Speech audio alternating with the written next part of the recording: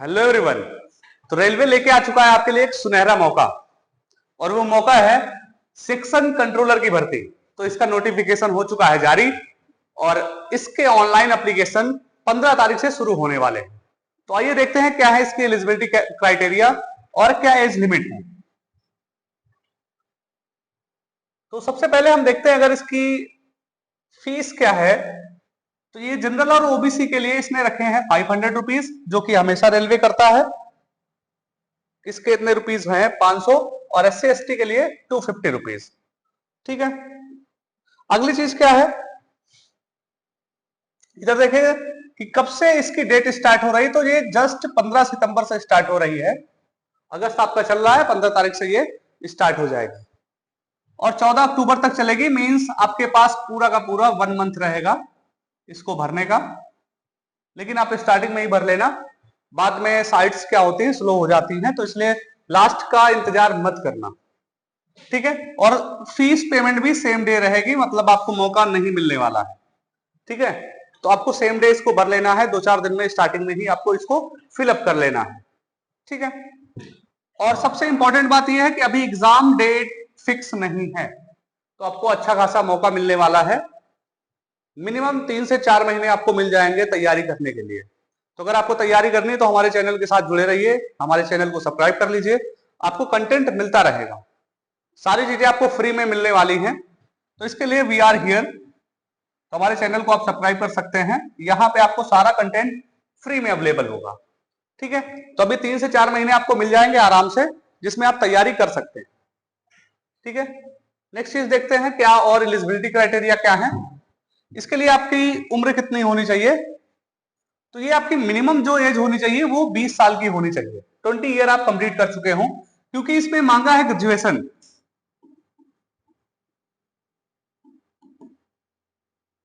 तो अभी देखेंगे ग्रेजुएशन के लिए। तो मिनिमम ग्रेजुएशन करते हैं तो हमारी 20 एज हो जाती है, और मैक्सिमम एज 33। मीन अच्छा खासा आपको एज डिफरेंस मिल गया है। मीन्स 13 ईयर का डिफरेंस आपको मिला है। 13 ईयर तक के लोग अपना ये भर सकते हैं जिनकी एज 33 है। और सबसे इंपॉर्टेंट बात, एज काउंट कहां से होगी, वो काउंट होगी 1 जनवरी से लेके। ठीक है। तो फॉर्म की डेट से नहीं अप्लाई नहीं काउंट करना है, आपको 1 जनवरी 2025 से काउंट करना है। आपके 20 ईयर या 33 ईयर के बीच में होनी चाहिए। ठीक है।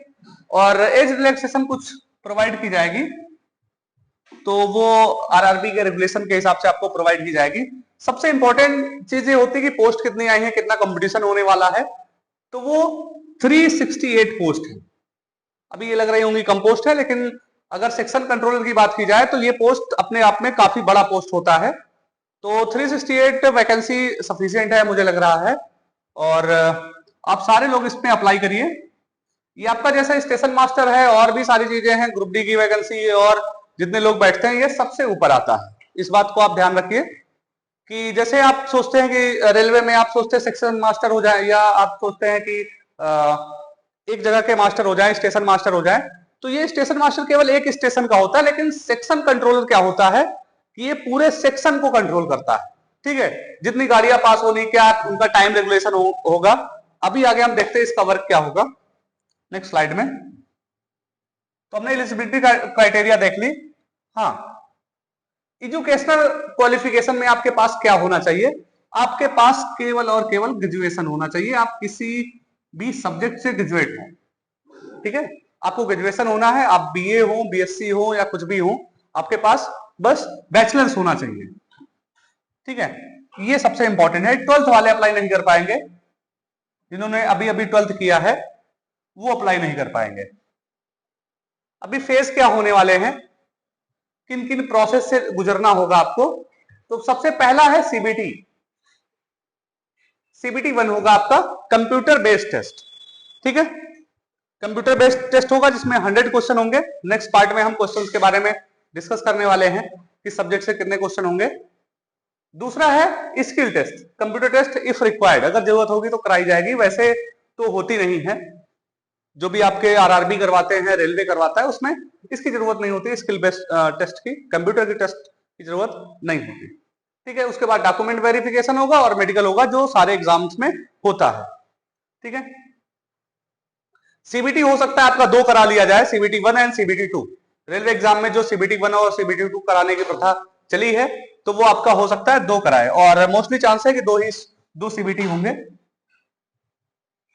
नेक्स्ट है, अगर पेपर की बात करें क्या क्या क्वेश्चंस आने वाले हैं और कितने मार्क्स के होने वाले हैं, तो जितने भी आपके एग्जाम हैं सबका एक ही पैटर्न है, और जितने भी टेक्नीशियन का ले लो आप, बाकी सारे जितने भी आपके हो रहे हैं, तो आरआरबी में एक ही चीज सेट कर दी गई है कि 100 क्वेश्चन हम देंगे और 100 मार्क्स के देंगे। ठीक है, एक क्वेश्चन 1 नंबर का और टोटल क्वेश्चन हम देंगे 100। लेकिन ड्यूरेशन क्या होगा, आपको 90 मिनट दिया जाएगा, टाइम थोड़ा सा कम होगा। तो इसलिए क्या है कि आपकी जो तैयारी हो वो एक अच्छी खासी तैयारी हो। 90 मिनट का मतलब होता है 1.5 आवर, 1 आवर और 30 मिनट, 1 घंटे और 30 मिनट आपको मिलेंगे। 90 मिनट में आपको 100 क्वेश्चन करना है, और ये कट ऑफ भी अच्छी जाने वाली है। देखो रेलवे के जितने भी कट ऑफ हैं आप देख लीजिए, टेक्नीशियन का, बाकी ग्रुप डी का, जो भी आपकी वैकेंसी आ रही हैं, इनका जो कट ऑफ जा रहा है वो अच्छा खासा जा रहा है। ठीक है, क्योंकि ये सिक्योर्ड जॉब है और अच्छी खासी परमानेंट जॉब है, तो जानी तो श्योर है, तो तैयारी आपकी अच्छी है।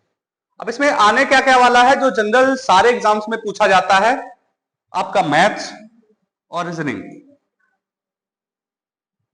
उसके बाद है जनरल अवेयरनेस। ठीक है, मैथ, रीजनिंग और जीके। अब मैथ रीजनिंग भाई क्या कहते हैं, इसमें आप टॉप स्कोर कर सकते हैं, ये स्कोरिंग सब्जेक्ट है आपका।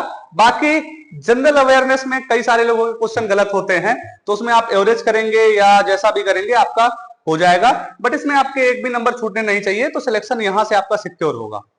ठीक है, तो 2 सब्जेक्ट तो आपको वैसे भी टारगेट करने पड़ेंगे मोस्टली। अगर निगेटिव मार्किंग की बात करें, तो रेलवे जो जितने भी आरआरबी अभी हो रहे हैं, सब में निगेटिव मार्किंग 1/3 की हो रही है। कुछ में 1/4 की होती है, लेकिन मोस्ट ऑफ एग्जाम में अब 1/3 की निगेटिव मार्किंग हो रही है। तो आपको सेफ और सिक्योर चलना होगा, तैयारी अच्छी होगी तभी आप क्वेश्चन को छोड़ पाएंगे या सारे अटेम्प्ट कर पाएंगे। तो ज्यादा छोड़ दिए तो सिलेक्शन वैसे भी नहीं होना है, तो इस बात को समझ लो कि तैयारी अच्छी होगी तभी सारे आप अटेम्प्ट कर पाओगे। ठीक है, तो ये आपका हो गया सीबीटी 1 का। सीबीटी 1 लिखा है, इसका मतलब क्या है, सीबीटी 2 भी होगा, उसका भी पैटर्न कुछ ऐसा ही होगा। ठीक है, अगली चीज देखते हैं इसकी पेमेंट स्केल। भाई पेमेंट इसकी अच्छी होने वाली है, भाई रेलवे है और रेलवे पेमेंट अच्छा देता है। ठीक है, इसकी जो पे स्केल होगी वो 35,000 से 44,000 तक। अभी ये क्या कहते हैं, बेसिक पे है। अभी इसमें 40% डीए लगेगा, फिर टीए लगेगा, और क्या कहते हैं रहने का लगेगा, तो आपका नियर अबाउट 50% और बढ़ जाएगा। मुझे लग रहा है कि इतना तो बढ़ना ही बढ़ना है, और हो सकता है इससे ज्यादा भी बढ़ जाए। ठीक है, तो नियर अबाउट आपका 70 के आसपास, आपको 60-70 के आसपास आपको सैलरी मिलने वाली है, और अच्छी खासी मुझे लग रहा है सैलरी है। ठीक है, तो इसमें सारी चीजें मिलती हैं आपको। और कौन कौन से अलाउंस मिलते हैं, अलाउंस में आपको क्या क्या मिलेगा, डीए मिलेगा, डियरनेस अलाउंस, हाउस रेंट मिलेगा, एचआरए और ट्रांसपोर्ट आने जाने का मिलेगा, night duty allowance. Night duty का तो भाई अच्छा खासा इसमें मिल जाता है। रेलवे का आपको पता होगा कि कभी आप ओवर टाइम कर रहे हैं, ओवर टाइम अलाउंस, अभी आप ओवर टाइम कर रहे हैं तो आपकी डबल सैलरी बनती है। ठीक है, तो रेलवे में मुझे लग रहा है ये सबसे अच्छी चीज है कि अगर आपने कभी ओवर टाइम कर लिया तो सैलरी ही सैलरी है। ठीक है, लेकिन उसके पहले आपको ज्वाइन करना पड़ेगा, रेलवे ज्वाइन करना पड़ेगा, तब आप ओवर टाइम वहां कर पाओगे। ये आपका है पे स्केल, इसका लेवल 6 या लेवल 7 का होने वाला है। और बेसिक पे जैसा मैंने बताया 35,000 से 44,000 या 45,000, और जो ग्रॉस पे होगा ये 60,000 हो जाएगा, 60 नियर अबाउट 60 या 70 जैसा कि मैंने बताया। ठीक है, उसी का 12 से मल्टीप्लाई कर लो तो ये आपका एनुअल आ जाएगा, साल का, 1 साल की आपकी सैलरी हो जाएगी। ठीक है, ये आपका 42% केवल डियरनेस अलाउंस डीए आपका। ठीक है, 8 से 24% का एचआरए हाउस का हो जाएगा, बाकी आपका रेंट का और अदर बेनिफिट आपको मिलने वाले हैं। रेलवे में ये सारी चीजें अच्छी खासी आपको मिल जाती है। सबसे लास्ट बात आती है कि सर हमें करना क्या है। ठीक है, कंट्रोलर पोस्ट पे हमें करना क्या होता है? देखो, सबसे अहम पार्ट होता है कंट्रोलर का रेलवे में। यही वो पर्सन है जो सारे डिसीजंस लेता है, कौन सी ट्रेन को कितना डिले कराना है, कौन सी ट्रेन अपना फास्ट जा रही है उसको निकलने देना है। ये सारा काम कौन करता है? सेक्शन कंट्रोलर करता है, क्योंकि ये पूरे सेक्शन का, एक सेक्शन का मालिक होता है। ठीक है, अभी किसी स्टेशन पे जो स्टेशन मास्टर बैठा है वो डिसाइड नहीं करता कि ट्रेन कब आएगी और कब आने वाली है और कौन सी कितनी डिले होगी, उसके स्टेशन पर कौन सी ट्रेन कितनी देर रुकेगी, वो डिसाइड नहीं करता। डिसाइड कौन करता है? सेक्शन कंट्रोलर करता है कि मुझे इस ट्रेन को पहले निकालना है। ठीक है, स्टेशन मास्टर जैसे अपने स्टेशन का मालिक होता है, वैसे ये पूरे सेक्शन का होता है। ठीक है, यहां पे देखो, सुपरवाइजिंग ट्रेन, ट्रेन का सुपरवाइज करना है। ठीक है, दूसरा मॉनिटरिंग ट्रेन मूवमेंट, इसके मूवमेंट को भी मॉनिटर करना है और डिले को अवॉइड करना है और कोलिजन ना होने पाए। ट्रेन में जो हादसे होते हैं, ये सब काम इसका मॉनिटर करना है कि कौन सी ट्रेन को कहां से निकालें कि सेफ और सिक्योर रहे, आपस में ट्रेनें टकराने ना पाए। तो ये सब जिम्मेदारियां सेक्शन कंट्रोलर की होती हैं। तो फिर ये एक अहम भूमिका है। ठीक है, और ये कोऑर्डिनेट करता है किसके साथ? स्टेशन मास्टर के साथ, और ट्रैफिक इंस्पेक्टर के साथ कोऑर्डिनेट करता है कि किसको कहां से ट्रेन को ले जाना है। ठीक है, तो यही सारी चीजें हैं जो सेक्शन कंट्रोलर में होने वाली है। तो 15 तारीख से इसके एप्लीकेशन स्टार्ट हो रहे हैं, तो जल्दी से फिलअप करिए और हमारे चैनल से जुड़ जाइए भाई। आपको सारी चीजें फ्री में मिलने वाली है। कैसे? फ्री में। आप बताते रहिए आपका कौन सा टॉपिक कमजोर है, आपका कौन सा सब्जेक्ट वीक है, उस पर हम आपको वीडियो बनाते रहेंगे।